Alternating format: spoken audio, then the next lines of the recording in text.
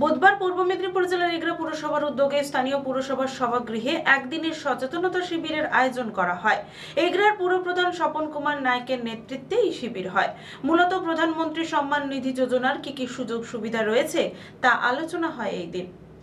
Hawker ও ফেরিওয়ালাদের নিয়ে সচেতনতা শিবিরের আয়োজন করা হয়। বুধবার পূর্ব মেদিনীপুর জেলার এগরা পুরসভার উদ্যোগে স্থানীয় পুরসভার সভাগৃহে একদিনের সচেতনতা শিবিরের আয়োজন করা হয়। এই দিন এগরা পুরসভার পুরপ্রধান স্বপন কুমার নায়কের নেতৃত্বে শহরের ফেরিওয়ালা এবং হকারদের নিয়ে বিশেষ শিবির হয়েছে। প্রশাসন সূত্রের খবর, প্রধানমন্ত্রীর সম্মান নিধি যোজনায় হকার ও ফেরিওয়ালারা কি কি সুযোগ সুবিধা পাবেন মূলত তা নিয়েই বিস্তারিত আলোচনা করা হয়েছে। পাশাপাশি এগরা শহরের শতাধিক হকার এবং ফেরিওয়ালাদের নানা উপহার সামগ্রী তুলে দেওয়া হয়েছে পুরসভার তরফে।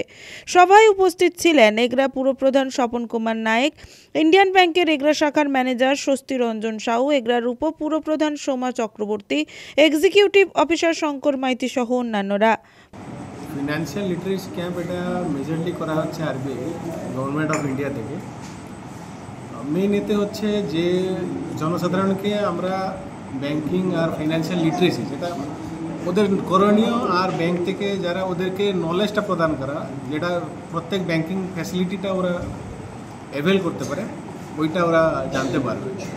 আর ওদেরকে সচেতন করা ওই বিষয় নিয়ে, যেভাবে কেওয়াইসি কীভাবে করবে, জিরো ব্যালেন্স অ্যাকাউন্ট কি বিএসবিডি অ্যাকাউন্ট কীভাবে খুলবে, কোনটা করা যায় কোনটা করা যায় না, তারপর কিভাবে যে লোনের পার্সপেক্টিভে সিভিল কীভাবে ভালো হচ্ছে খারাপ হচ্ছে, কোন কী সব করণীয়, ওইগুলো সব জানবে। এটা হচ্ছে মেন এখানকার ফিনান্সিয়াল লিটারেসিতে জানার কথা। পুলক বেড়ার রিপোর্ট, খবর বিসিবিএস।